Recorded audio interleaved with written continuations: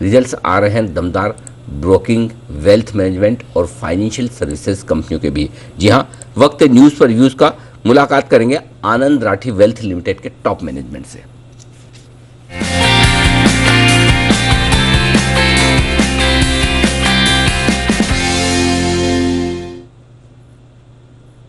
आनंद Rathi wealth limited के chairman आनंद राठी साहब और साथ ही डेप्यूटी सीईओ फिरोज अजीज साहब दोनों हमारे साथ कार्यक्रम में शामिल हो रहे हैं। आप दोनों का बहुत बहुत स्वागत है सर। सबसे पहले नतीजे हमारे दर्शकों के सामने रख दूं।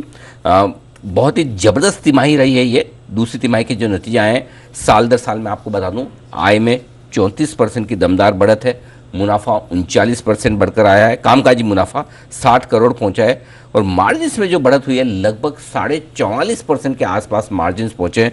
बेहद दमदार पर यहाँ पर भी बढ़त है और मुनाफा 41% बढ़कर आया है।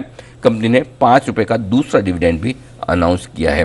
बहुत ही दमदार परफॉर्मेंस रही है। राठी साहब, सबसे पहले आपसे जानना चाहता हूँ, क्या खास ट्रिगर्स रहे, ऐसी क्या खास वजह रही कि ये तिमाही बहुत दमदार नजर आ रही है सर?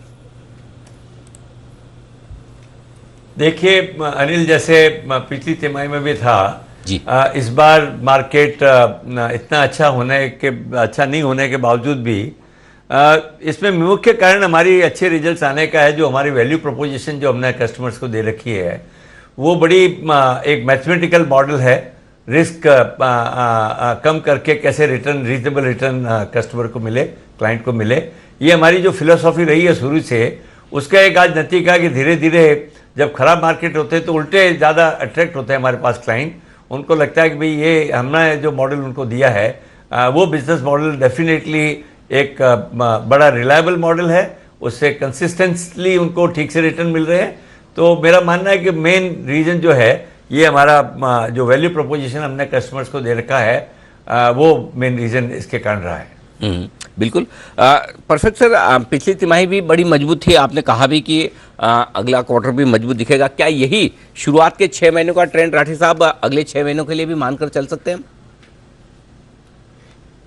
हाँ, मेरे को तो लगता है भाई हम तो कोशिश कर रहे हैं कि इसको और कैसे इम्प्रूव किया जाए जी। परंतु ऐसा क्योंकि देखिए जब एक बार कस्टमर्स आ जाते हैं, पिछले एक साल में हमने 19% कस्टमर में बढ़ोतरी की है। और जैसे आपको पता है कि हमारे यहाँ RM retention is very high, the client retention is very high. ये सब इसी का कारण है कि आगे 6 महीने में भी मुझे लगता है कि भाई इससे बेहतरी रिजल्ट आने चाहिए, क्योंकि नंबर ऑफ कस्टमर्स जैसे बढ़ते हैं और जैसे जैसे विश्वास लोगों का बढ़ता जाता है, उम्मीद की जानी चाहिए कि इससे और अच्छा रिजल्ट आगे जाके आएगा। ओके फिरोज सर, ये बताएं कि आपके जो लगभग 2/3 कस्टमर्स ऐसे हैं जो 5 करोड़ से ज़्यादा के पोर्टफोलियो वाले हैं। इस तरह का जो मार्केट है जहाँ थोड़ी टर्बुलेंस हुई है, पिछली तिमाही मार्केट के लिहाज से बहुत अच्छी नहीं थी, पैसा बनाना भी बड़ा मुश्किल रहा होगा। ऐसे में किस तरह का रेस्पॉन्स इन कस्टमर्स की तरफ से आ रहा है जो 5 करोड़ प्लस के बड़े पोर्टफोलियो रखने वाले हैं? वो थोड़ा बेचने की बात करते हैं या और पैसा लगाने की बात करते हैं? क्या रेस्पॉन्स क्या है सर? अनिल जी नमस्कार। नमस्कार। जैसे आपने कहा कि लास्ट 2 तिमाही अच्छे नहीं रहे हैं, लास्ट इनफैक्ट एक साल इतना अच्छा नहीं रहा है। सितंबर टू सितंबर 30 निफ्टी 3% नीचे थी। बट ऐसे समय में एक एडवाइजर या अच्छा वेल्थ मैनेजर और एक not so good wealth manager में अंतर ज्यादा फर्क पड़ता है। तो क्लाइंट्स कंसोलिडेट करते हैं अपने पोर्टफोलियो को, जो पैसे लगे हुए होते हैं हमारे कंपेनियंस जो हैं इंडस्ट्री में, उनसे पैसे हमें मिलते हैं ऐसे वक्त पे, क्योंकि बुरे वक्त में ही समझ में आता है कि वरना हर चीज अच्छी लगती है अच्छे समय में। सो पेनिट्रेशन ऑफ वॉलेट्स बहुत बड़ी है, पॉइंट 1। अच्छे समय में मार्केट मूवमेंट की वजह से एयूएम बढ़ता है या सेंटिमेंट की वजह से नए पैसे आते हैं, बुरे वक्त में पेनिट्रेशन काफी बढ़ जाती है। इसीलिए हमारे जो 1200 करोड़ इसी पीरियड में हमने कलेक्ट किए थे लास्ट ईयर, इस बार 2500 करोड़ अंदाजन कलेक्ट किए approximately. So point I am trying to make is penetration की वजह से काफी अच्छा होता है। और दूसरी चीज ये है कि ऐसे समय में हमारे क्लाइंट्स अपने दोस्तों को भी रेफर करते हैं, क्योंकि हमारा बहुत मैथमेटिकल मॉडल है, हम जज्बातों पर नहीं जाते। इसीलिए आप देखेंगे कि ये 2 तिमाही में हमारी जो इक्विटी परचेज है हमारे क्लाइंटों की, बहुत अच्छी रही है, क्योंकि अच्छे समय में अगर आप नीचे के समय में, डिस्काउंट के समय में खरीदते हैं तो पैसे बनते हैं आगे चल के। सो हम हमारे क्लाइंट्स खरीद रहे हैं। 2/3 of our net mobilisation equity mutual fund में है, जो हमें बड़ी संतुष्टि होती है कि अच्छे लोअर दाम्स पे खरीदे जाते हैं तो 2-3 सालों में अच्छे पैसे बनते हैं। ठीक बात है सर। फिरोज सर, एक और चीज़ है कि आजकल बड़ा एक नया क्रेज़, नया चलन जो हुआ है, बड़े वेल्थ मैनेजमेंट वाले कस्टमर्स जो आपके 5 करोड़ 50 करोड़ वाली रेंज वाले जो है, वो प्राइवेट इक्विटी में बहुत पैसा लगाना चाहते हैं। तो क्या कुछ ऐसा शिफ्ट आपको दिख रहा है कि पीएमएस के बजाय या फिर वेल्थ मैनेजमेंट के बजाय प्राइवेट इक्विटी में वो ज़्यादा पैसा लगाना चाहते हैं, रिस्क लेने की ताकत है, और या आप वो सर्विसेज भी देते हैं तो फ़र्क नहीं पड़ता? नहीं अनिल सर, हम क्या करते हैं कि हम जो भी प्रश्न है क्लाइंट का, उसको मैथमेटिकली आंसर करने की कोशिश करते हैं। ओके। प्राइवेट इक्विटी फंड 2005 से इंडिया में है। तो उसमें हम क्या करते हैं कि एनालिसिस करके देखते हैं कि post cost, post expense, post tax क्या बैठता है। हमने देखा कि रिस्क ज्यादा है, लॉक इन देनी है, 5-7 साल आपको अपने पैसे को भूल जाना है और बंदी बन जाना है प्रोडक्ट का। तो हमने 10 सालों से बड़ा सिंपल अनकॉम्प्लिकेटेड प्रोपोजिशन बनाया, और लिक्विडिटी आपके पास होनी चाहिए। आपके अगर हार्ड अर्न पैसे हैं तो आपके पास यू टर्न लेने की क्षमता होनी चाहिए। ये बहुत अट्रैक्टिव हो गया और कंसिस्टेंटली हम ये करते हैं। तो 10 सालों से हमने सिर्फ 3 प्रोडक्ट पे फोकस किया, क्योंकि हम अपने पैसे उधर ही लगाते हैं तो क्लाइंटों को भी वहीं लगाएं। तो 10 सालों में जो एक्स्ट्रा रिटर्न आई, हम क्लाइंटों की पोर्टफोलियो की परफॉर्मेंस को भी ऑडिट करते हैं।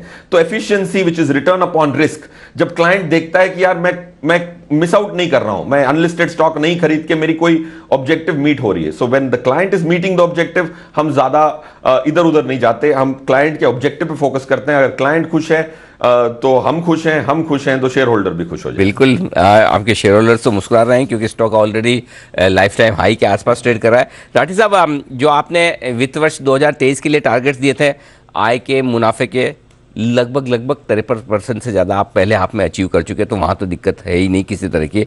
लेकिन एक और नंबर बड़ा इंटरेस्टिंग है, आपने कहा था कि इस वित्त वर्ष के अंत तक 39,000 करोड़ के आसपास का AUM होगा। ऑलरेडी आप 35,000 करोड़ पर पहुंच चुके हैं, अभी तो 6 महीने बाकी है।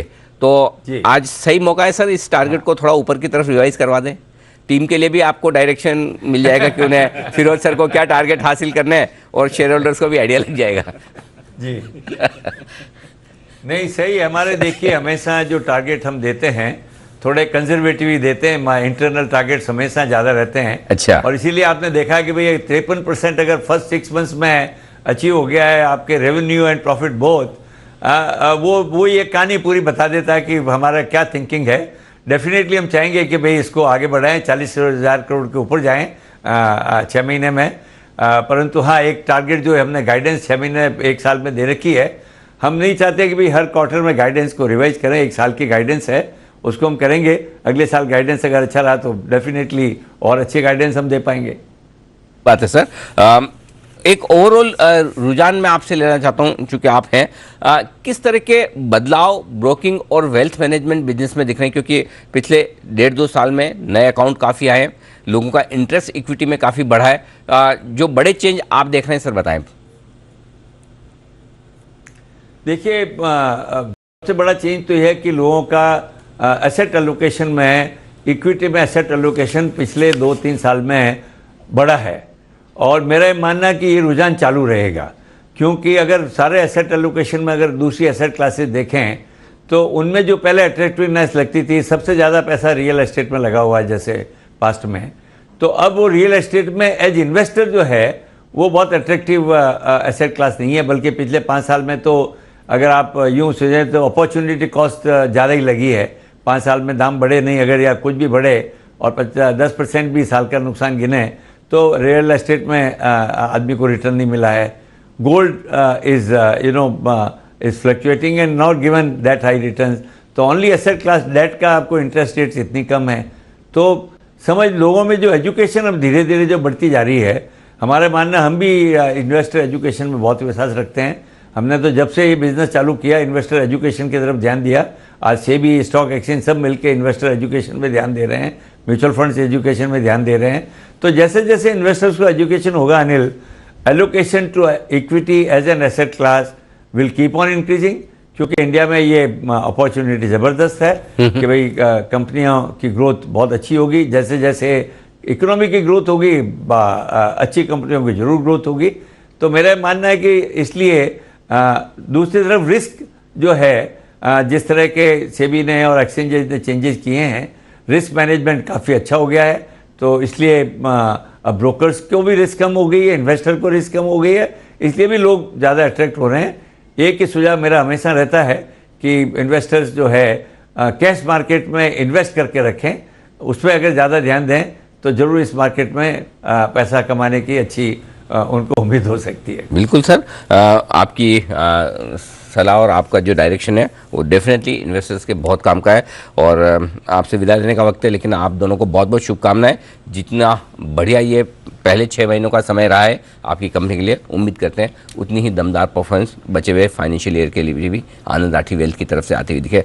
और एक बार फिर से आप सबका बहुत बहुत धन्यवाद। तो आनंद राठी वेल्थ, ये है नतीजे दमदार company. Thank you so much sir. तो ये है दमदार नतीजे। आइए बढ़ते हैं आगे, तैयार है।